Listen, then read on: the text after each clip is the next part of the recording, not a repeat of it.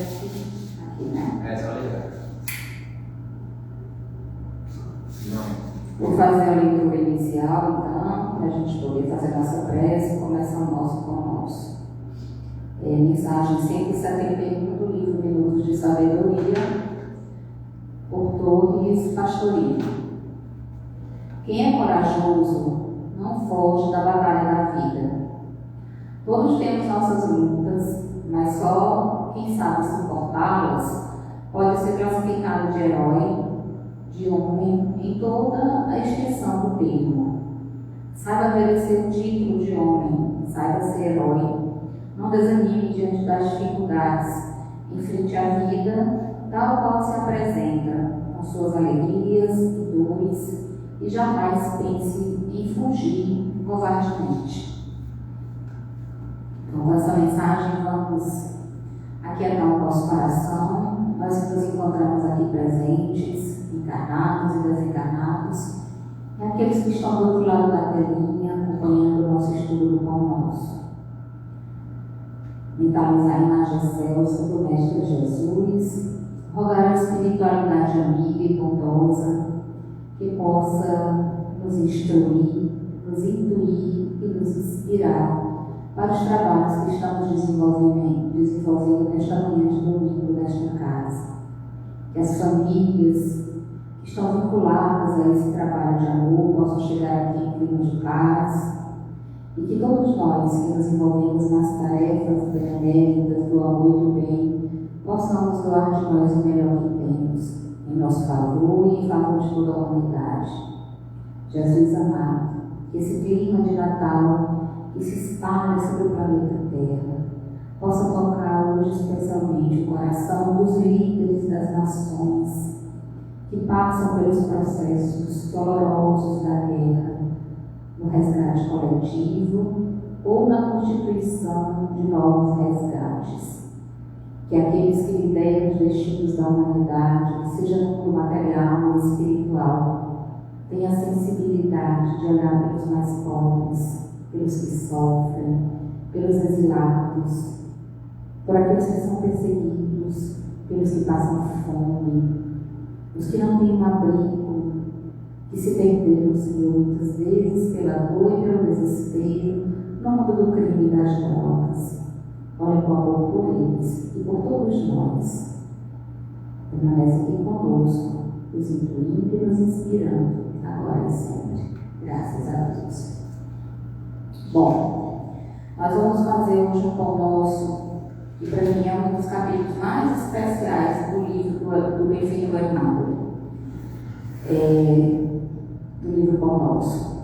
Esse livro ele faz parte da coleção que integra os estudos dos evangelistas sob a luz da doutrina espírita. A coleção Fonte Viva ela tem 5 livros, e esses 5 livros, todos eles estudam passagens do Novo Testamento. O Emmanuel ele tem o poder de pegar um versículo de um dos apóstolos e transformar isso em um texto de profunda meditação, de profunda explicação, que serve como roteiro para a transformação da alma humana. Então, o primeiro livro dessa coleção que eu adoro, para mim, é a minha coleção favorita do Emmanuel, para estudo, porque ele tem os romances históricos também. Mas para estudo é uma das minhas favoritas. O primeiro livro é Caminho, Verdade e Vida, o segundo é Isso, Pão Nosso, o terceiro é Vinho de Luz, o quarto é Fonte Viva e o quinto é Seiva de Luz. Todos eles psicografados por Chico Xavier, ali entre as décadas de 50 e 60. Né? Então, aqui a gente tem uma fonte auxiliar de esclarecimento dos estudos dos textos evangélicos. Se você quiser se aprofundar. E que é muito interessante nessa obra, e em todas as obras que constituem a coleção Fonte Viva, é que o Emmanuel pega um versículo, desse versículo ele elabora um tema para a nossa meditação, e desse tema ele explana um texto. Geralmente é um texto com 4, 5, no máximo 6, 7 parágrafos. E são textos que a gente deixasse aqui horas falando sobre ele. E aí eu escolhi para hoje, para esse dia especial, o capítulo 39, que a gente até já trabalhou ele lá no começo, quando nós estávamos fazendo o pão nosso somente pela internet, ainda no período da pandemia. O capítulo 39 tem o título Convite ao Bem. Por que eu escolhi esse capítulo? Porque a chegada de Jesus ao mundo é justamente isso. É o grande convite ao bem. O mundo vivia, a época em que o Cristo chegou, o ápice da intelectualidade. Se nós olharmos para a cultura grega e romana, nós vamos observar que todos os fundamentos da intelectualidade da humanidade estão lá. Literatura, direito, sociologia, medicina, matemática, absolutamente todos os conhecimentos das ciências duras, que são conhecidas como ciências exatas, e das ciências humanas, ou das humanidades, nasceram na Grécia e em Roma. Então, Jesus nasceu em um período de grande explosão intelectual.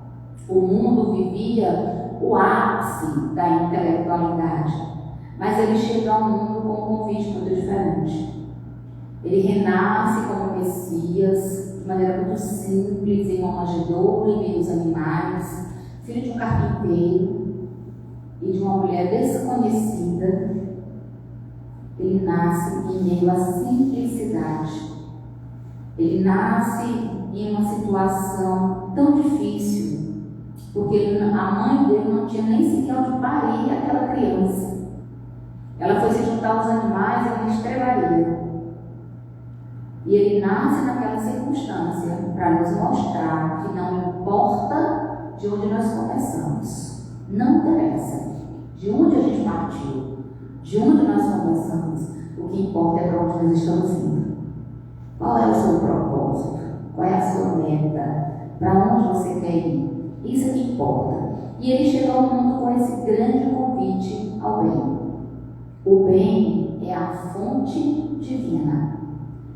Deus é a suprema vontade. Antes de tudo, a primeira definição que nós temos de Deus é que Ele é a inteligência suprema, causa primária de todas as coisas. Isso é uma definição. Mas o primeiro atributo dado pelos Espíritos a Deus é que Ele é a suprema bondade, o supremo amor, a suprema justiça. Então, o primeiro atributo de Deus é o bem. Por isso que o bem é conhecido como a fonte divina.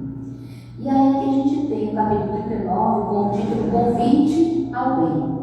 Esse título, ele é o título dado ao Emmanuel a partir da passagem que está em Lucas, capítulo 14, versículo 10. É uma passagem bem pequenininha. Lucas, repetindo as falas de Jesus, diz assim: mas quando fores convidado, vai. Isso é uma fala de Jesus. Quando fores convidado, vai. Solto assim, a gente não tem ideia do que Jesus está falando. Mas eu não sei se vocês lembram que Lucas escreveu o terceiro evangelho. O primeiro foi de Mateus, e ele escreveu o terceiro evangelho e escreveu ainda Atos dos Apóstolos. Muitas passagens ele escreveu Atos dos Apóstolos, quem escreveu foi Lucas. Se eu não me engano, o primeiro evangelho é de Mateus, o segundo é de Marcos e o terceiro é de Lucas. Ele escreveu o terceiro evangelho e muitas passagens de Atos dos Apóstolos. Provavelmente, segundo a história dos hebreus, Lucas tenha nascido ali na cidade síria de Antioquia, que é uma cidade da região da Palestina na época do Cristo. E nós temos aqui a fala de Lucas relembrando os conselhos de Jesus, dizendo: quando fores convidado, vai. E aí o benfeitor Emmanuel comenta esse versículo, dizendo: em todas as épocas, o bem constitui a fonte divina, suscetível de fornecer-nos valores imortais. E a gente pode fazer uma inversão dessa oração. O que nos fornece valores imortais é o bem, que é a fonte divina. Porque ele colocou aqui na inversão. O que proporciona para a alma humana valores imortais? O bem. Somente o bem é capaz de nos proporcionar valores imortais. Aqueles que a traça não corrói, a ferrugem não destrói e nem os ladrões roubam. São os bens, os valores imortais. Que ele diz aqui. O homem de reflexão, o ser humano que reflete, que medita, que pensa, que não faz as coisas por impulso, que age de maneira meditativa, que pensa antes de tomar as decisões, esse ser humano de reflexão terá observado que todo o período infantil é o conjunto de apelos ao sublime manancial do bem. O que é o período infantil? O período infantil aqui tanto pode ser a infância corporal, como pode ser a infância espiritual. O período da nossa infância, enquanto nós somos crianças, na matéria, se tratando da infância na matéria, nós vivemos o período mais rico e propício de aprendizado do bem. Por quê? Porque uma criança imita tudo que os pais fazem. Você pode dizer para o seu filho todo dia, não fume, mas se você fumar dentro de casa, tenha certeza que ele vai se tornar um fumante. Você pode dizer para o seu filho todo dia, não xingue. Se ele ouvir os pais ou alguém que ele ama muito xingando, em algum momento ele vai xingar. Você pode dizer para os seus filhos todo dia, não beba, mas se você tiver o hábito de beber na frente dele, ele vai beber. Se você disser para o seu filho todo dia, tomar refrigerante faz mal para a saúde, mas você toma refrigerante, nem se preocupe, ele vai tomar refrigerante. Porque não é o que você diz que impacta aquela criança, é o que você faz, são as suas atitudes. Por isso que a infância é esse momento em que os apelos ao sublime, os apelos ao bem, é nesse momento que a criança, o espírito está mais suscetível. Quanto de nós trazemos manias que a gente nem se dá conta, manias, trejeitos, que eram dos nossos pais, e às vezes a gente diz, meu Deus, eu estou igualzinha a minha mãe. Por quê? Porque aquilo foi se enraizando, sem a gente nem perceber. Porque não era o que ela dizia, é o que ela fazia. Eu vivia reclamando com minha mãe que ela não pode ver um pelo de cachorro, de gato, que ela tem os gatos na casa. Uma areia no meio da casa que ela pega uma vassoura e sai varrendo. Eu, todas as semanas, eu chego em casa, pego uma vassoura para varrer os pelos dos cachorros. Eu digo, meu Deus, eu igualzinho minha mãe. Eu vivia reclamando com ela. Por quê? Mãe, se aquieta, a senhora só vem varrendo essa casa, eu estou igualzinha a ela, igual, não tem nem o que tirar. Eu fui dizer para ela, vai essa casa de mim. Porque é o exemplo, né? É o exemplo.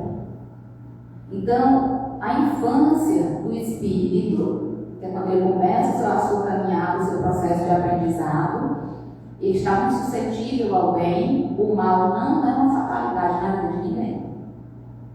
Ninguém nasceu para fazer o mal.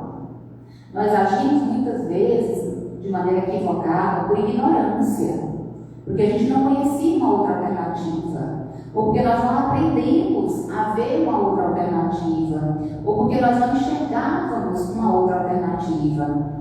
Mas o mal não é uma fatalidade. Ninguém nasceu para dar errado. Todos nós nascemos para dar certo, porque nós somos filhos de Deus. Nós somos centelhas divinas. Então nós nascemos para dar certo. Nós não nascemos para dar errado. O mal não é uma fatalidade. O bem é uma fatalidade. Todos nós vamos acertar o nosso caminho uma hora. Seja pela dor, seja pelo amor. Mas nós vamos acertar o nosso caminho. Nós vamos ajustar o nosso caminho.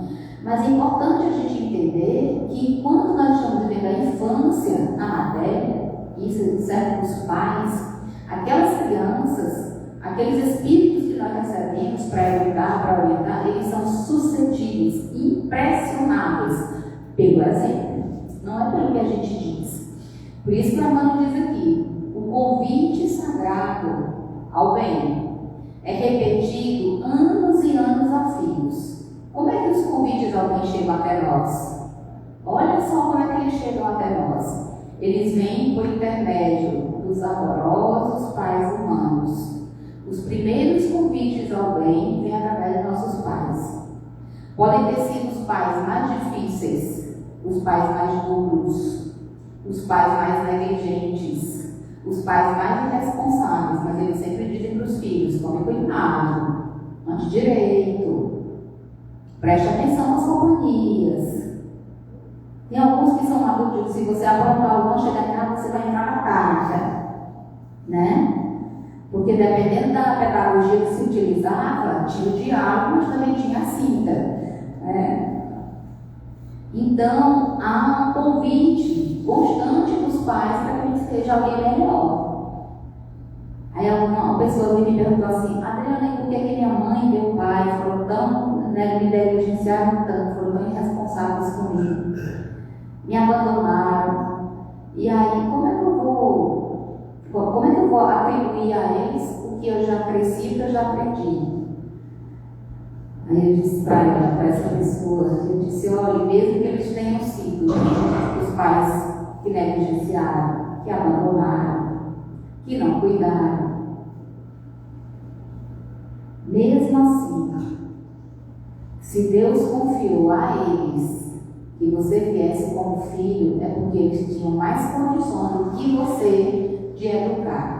Porque se fosse o contrário, você teria nascido pai dele ou mãe daquela criatura e não o contrário. Se você está na situação de filho, é porque eles têm condições de educar, porque você era o espírito, talvez endurecido, teimoso, turrão, que precisava daquele tipo de pai para poder crescer em alguma situação, em algum momento. E a gente não se dá conta disso. Porque Deus não é o alvo. Deus não é o alvo. Então, os convites ao bem vão sendo repetidos pelos pais amorosos, nos mentores escolares, os professores. São criaturas que nos convidam o tempo todo ao bem. Por isso que a gente sempre aconselha: estudem. Nunca é tarde para estudar. Se você não terminou, eu estava conversando com a Kiki outro dia aqui no Centro Espírita, ela dizendo que queria muito voltar a estudar, mas tinha uma série de circunstâncias que não permitiam que ela voltasse para a escola, porque era à noite, tinha uma série de questões familiares. Aí eu disse para ela: minha bichinha tem um negócio chamado Enseja, né? Que você vai lá, se matricula, pega o material, leva para casa, estuda, e aí no dia da prova você só vai lá fazer a prova, e você termina seu ensino fundamental todinho, termina seu ensino médio todinho, e você vai fazer o que você sonha, que é estudar, que é entrar na faculdade. Que hoje em dia tem faculdade para tudo, temos praticamente de graça, com bolsa, tudo. E os professores, eles são eternos mentores de convite ao bem. Por quê? Porque o professor está sempre dizendo: estude. Melhor coisa que você tem na sua vida é estudar. Faça o que você puder para você estudar. Eles estão aconselhando, eles estão pedindo para que eles mudem o comportamento, para que eles melhorem o comportamento. Professor é mentor de convite ao bem. Mas, além disso, há outros convites ao bem que chegam até nós. As leituras edificantes. As leituras edificantes. Porque, às vezes, a gente pega um monte de romance velho: Sabrina, Bianca, Júlia, Agatha Christie, Sidney Sheldon, 30 cores de cinza, 1000 tons de vermelho, e vai ler essas porcarias que não servem para nada, não edificam absolutamente nada, não serve para coisa nenhuma, não muda a nossa mentalidade, pelo contrário, adoece a nossa mentalidade, a gente fica viciado naquele tipo de leitura. Então, livros edificantes que vão também ser nossos mestres, nossos mentores. Outra forma de chegar até nós, o convite bem, os sentimentos religiosos. Olha, eu agradeço a minha mãe todo dia. Todo dia eu agradeço a minha mãe. Quando eu não me lembro dela, eu agradeço. Por um dia ela teve me obrigada a fazer um negócio chamado catecismo. Eu odiava aquilo. Eu só tinha 9 anos de idade. O domingo era o único dia da semana que eu tinha para ficar em casa, para fazer minhas coisas, para brincar. E eu tinha que ir para o catecismo 7 horas da manhã no domingo. Rapaz, eu tinha raiva daquilo. Que eu acordava a gente assim: bom dia, meu amor, vamos para o catecismo. Vá, levanta todo mundo, toma café, já para o catecismo. Era um quartel, não era uma casa. Eu olhava para o meu pai com os olhos embugalhados, cheio de lágrimas, o pai fazia assim. Não podia fazer nada, porque eu até ele ia para o catecismo. E ali era um general, meu filho.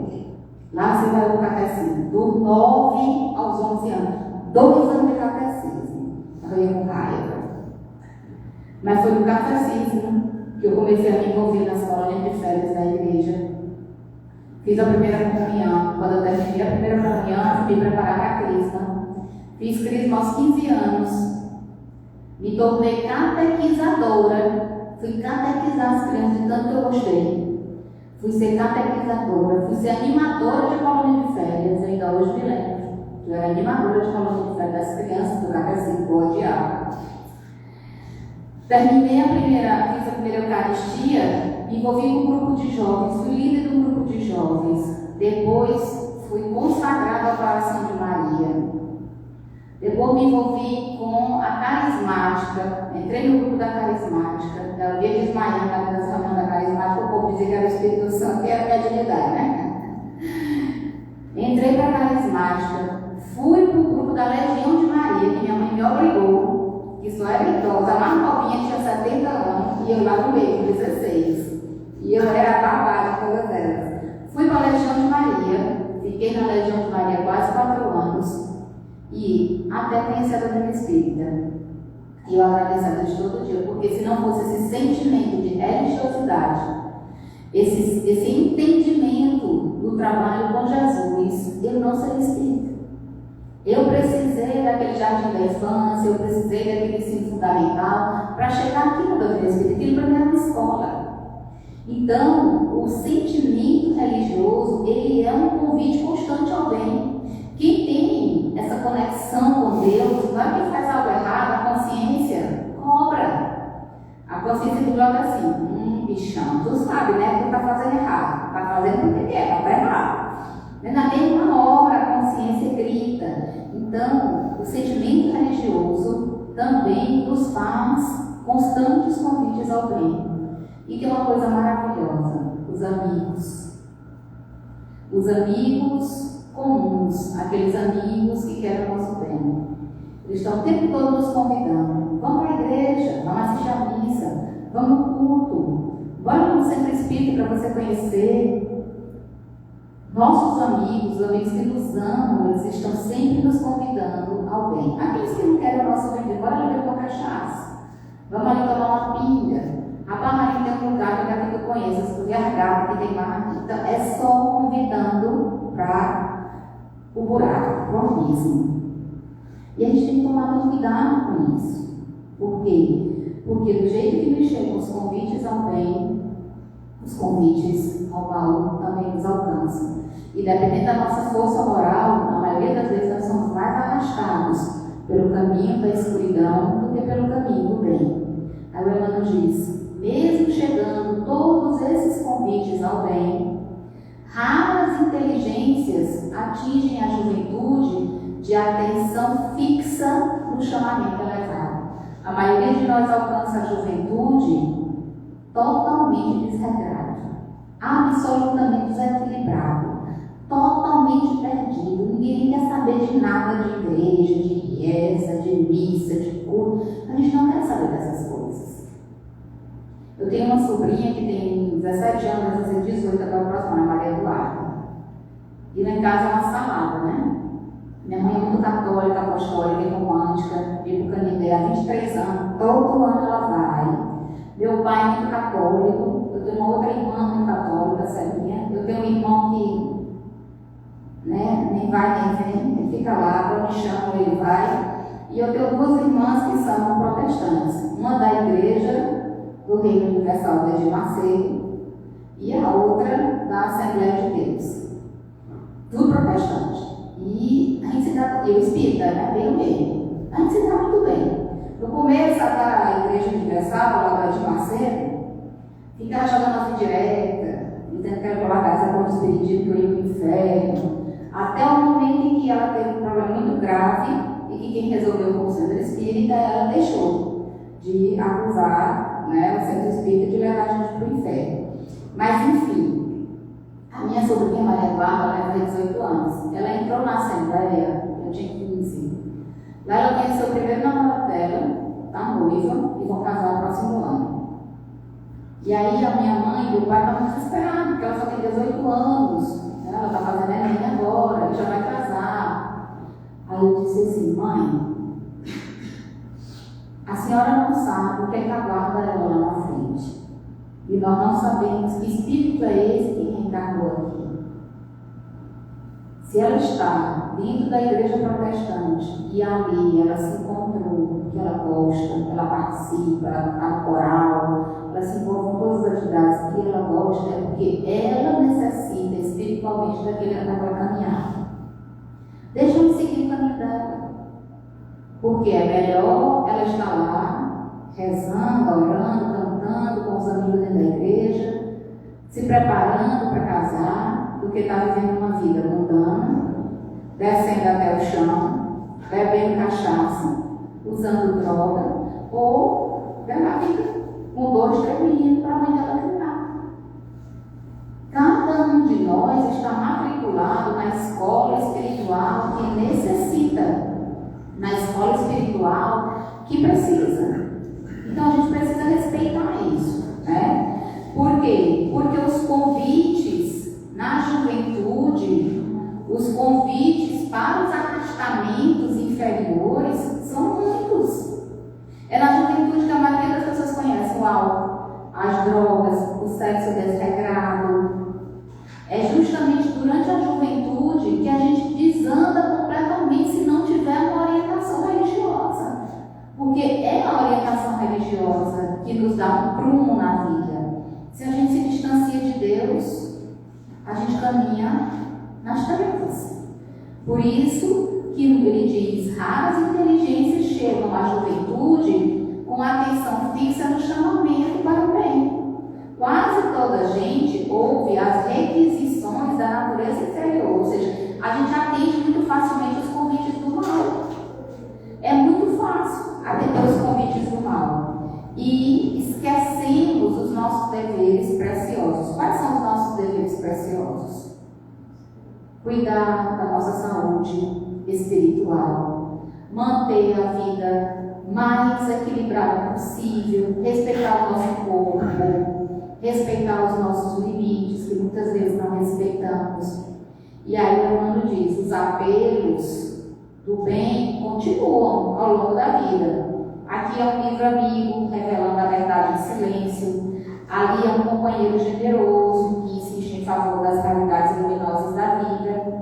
A nossa rebeldia, porém, mesmo na madureza, porque há pessoas que saem da juventude, entram na idade madura e continuam a mesma teimosia.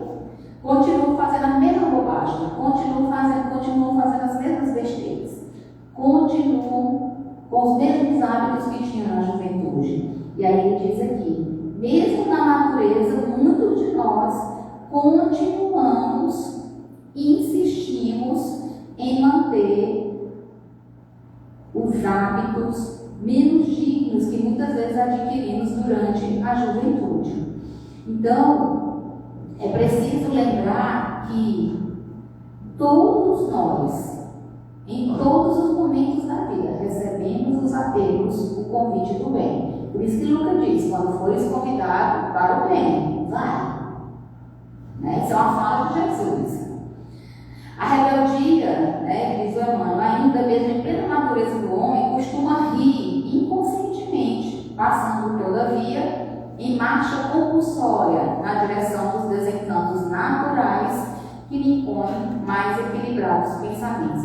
Quando a gente chega na idade adulta, a gente começa a se desencantar com as bobagens que a gente vivia na juventude. Eu vou sair da minha casa, uma pessoa me convidou, Adriana, eu estou em Natal, assim, essa não quer vir para cá. Eu, deitada no meu sofá, lendo um livro, tomando um chá, parece que eu me velho, não é verdade? Tomando um chá, lendo, eu vou sair da minha casa para ir para um lugar que não sei nem onde é, com pessoas que eu nem conheço, para perder sono. Não, não deu uma idade para isso, não. A gente se desencanta nossas coisas. Aí a pessoa diz assim, não vi, mas ficar mortinho, não vive mais não. Aí eu olho para ele, eu penso só comigo, eu digo, meu Deus, você souber quem está morto é ele, eu estou vivinha. Por quê? Porque quando você só vem para o corpo, você está morto. Você é um zumbi no meio do mundo. Então, a gente vai se desencantando, vai se desiludindo com aquelas coisas, né, da juventude, com aquelas atitudes desequilibradas. E vamos buscando nos equilibrar. No Evangelho de Jesus, o convite ao bem reveste de claridades eternas. Toda hora, todo momento, o Evangelho de Jesus está nos convidando para o bem. São as claridades eternas que o Cristo deixou para nós desde o seu nascimento. Ele vai nos apontando caminhos. Lembra? Se a gente tirar a parte histórica, se nós retirarmos as predições e os milagres que foram pontuais e nos focarmos nos ensinamentos morais de Jesus, que é o que a doutrina espírita faz, nós vamos entender que toda a vida de Jesus é um convite para o bem. É o tempo todo, perdoa 7 vezes, não perdoa 7 vezes, mas 70 vezes, 7 vezes, perdoa os inimigos, ora pelos que perseguem e caluniam, faça o bem, sem olhar em quem. É o tempo todo, o tempo todo, o tempo todo. Se alguém tirar a túnica, dá também a capa. Se alguém te bater na face esquerda, oferece a direita. E quando a gente diz assim, se alguém te bater na face esquerda, oferece a direita, não é para você ter a pessoa te dar um outro tapa, não. Você não vai ficar passando inteira apanhando, não é para dar um tapa. Bateu na face esquerda, vou dar a direita. Não. Quando ele diz isso, quando ele diz assim, quando alguém te bater na face direita, oferece também a esquerda, ele está dizendo para você fazer o oposto do que ela faz. Fazer o oposto do que ela faz. Se ela te fez o mal, faça o bem por ela. Se ela te traiu, seja honesta com essa pessoa e com você e com todo mundo. Se ela te prejudicou, faça o bem para todas aquelas pessoas que você encontrar ao seu redor. Por quê? Porque a gente vence o mal com o bem. Então, oferecer a outra face é fazer justamente o oposto do que a pessoa fez conosco. Porque se a gente deixar oferecer a face para bater, a gente vai passar a vida inteira apanhando, né? Então, não foi isso que Jesus quis dizer. Aquilo é uma metáfora. Ele está dizendo que a gente precisa fazer exatamente o oposto. E o convite dele o tempo todo é para isso. É para o bem, o tempo inteiro, o tempo todo. É para a gente ir clareando a nossa jornada. Aí o Emmanuel diz, atende o Cristo, atende o seu convite, obedece-lhe o convite, porque assim poderemos seguir ao encontro do nosso Pai sem hesitação. É somente fazendo o bem que a gente vai conseguir caminhar na direção de Deus sem medos, sem hesitação. Se o clarim cristão já te tocou os ouvidos, se Jesus chegou aos seus ouvidos, se você já ouviu o Evangelho, aceita-lhes as clarinadas sem vacilar. Não espere pela necessidade da dor. Tem gente que só desperta quando a dor chega. É uma doença, é o desemprego, é uma separação, é o fim de um casamento, é a morte de alguém na família. Esperar a dor para poder despertar para os apelos divinos.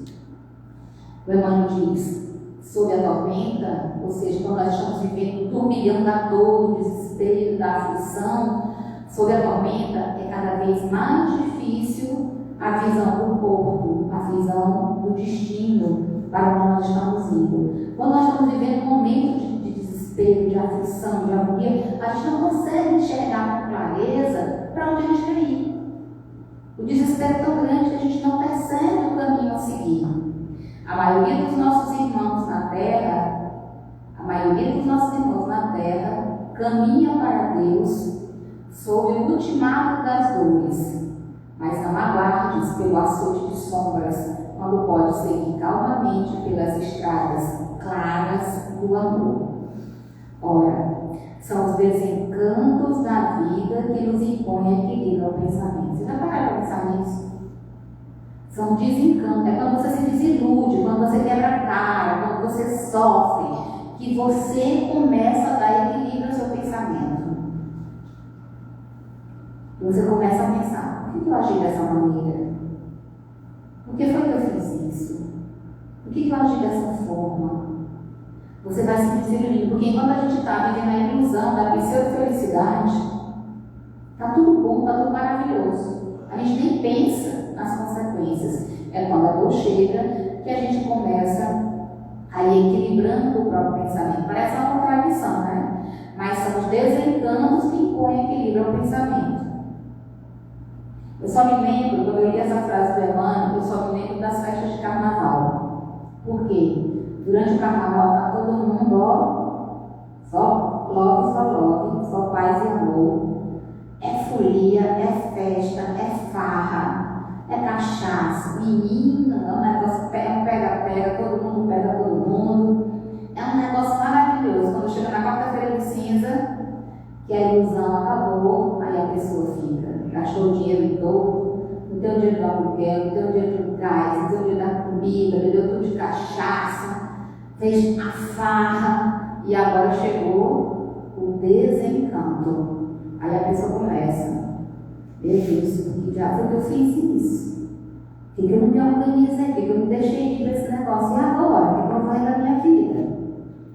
A gente começa a entrar no estado literal de cinza, que é aquela coisa triste, né? Aflito, angustiado. Além da ressaca física, ainda tem a ressaca moral. Por isso que os desencantos impõem o equilíbrio do pensamento. E o Evangelho de Jesus, ele é esse instrumento que se reveste de claridades eternas. Se nós queremos verdadeiramente seguir esse caminho, o caminho do bem, nós precisamos lembrar do Cristo. Nós precisamos olhar para Ele desde a manjedoura até a crucificação e perceber qual foi a sua caminhada, qual foi o exemplo que Ele deixou para nós. Por quê, gente? Porque sem Ele nós estamos perdidos. Sem Ele nós não temos roteiro. Sem Ele nós não temos como caminhar. Nós sofremos as dores da alma porque negligenciamos o convite ao bem. A gente só sofre as dores espirituais porque a gente esquece de seguir o caminho do bem. Quando nós formos chamados ao caminho do bem, atenda ao convite, vá. E o caminho do bem, ele é muito amplo. Ele é amplo demais. Quantas vezes o caminho do bem é simplesmente um convite para que eu mude de postura diante da vida? Eu vou deixar de ser chato, menos cri-cri. Eu vou deixar de implicar mais em determinadas coisas. Eu vou ser menos pessimista. Eu vou ser menos negativo. Porque pessimismo e negativismo está ligado a quem? Ao bem ou ao mal? Está ligado ao mal. Se está ligado ao mal e eu preciso me libertar disso, e eu estou fazendo mal para quem? Para mim.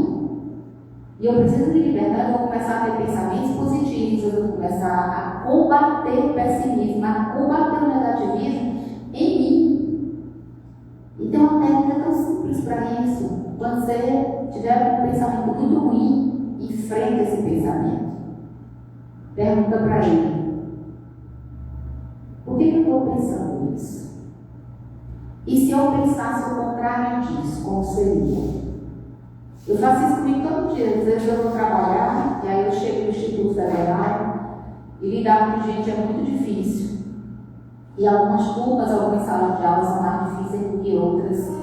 E às vezes eu vou para uma sala de aula e fico pensando: meu Deus do céu, será que eu vou aguentar hoje o rojão daquela turma?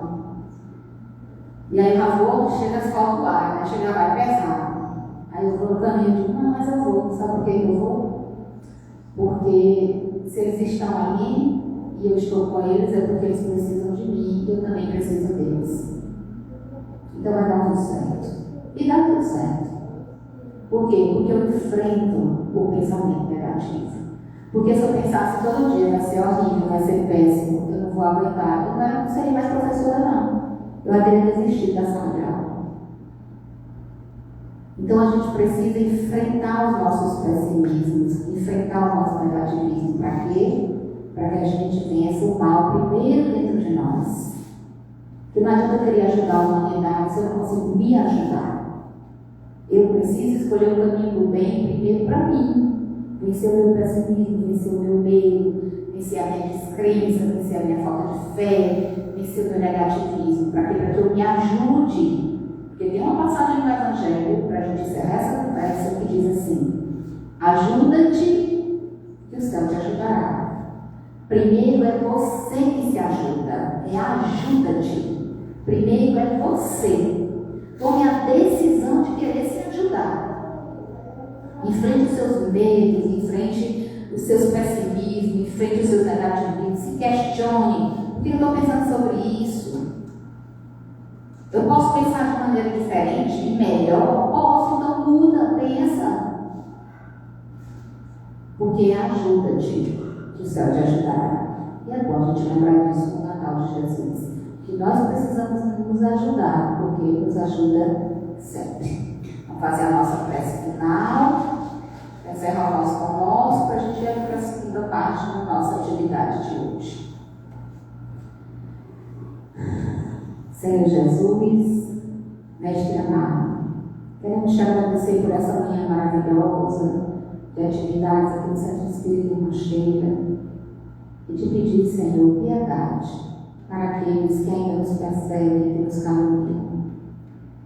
Rogar que a tua luz divina os alcance, a fim de que eles possam ser tão felizes, tão satisfeitos com suas próprias vidas, que se esqueçam das nossas, para que nós possamos realizar nossas tarefas, nossas atividades, tendo como único testemunho os teus olhos amorosos.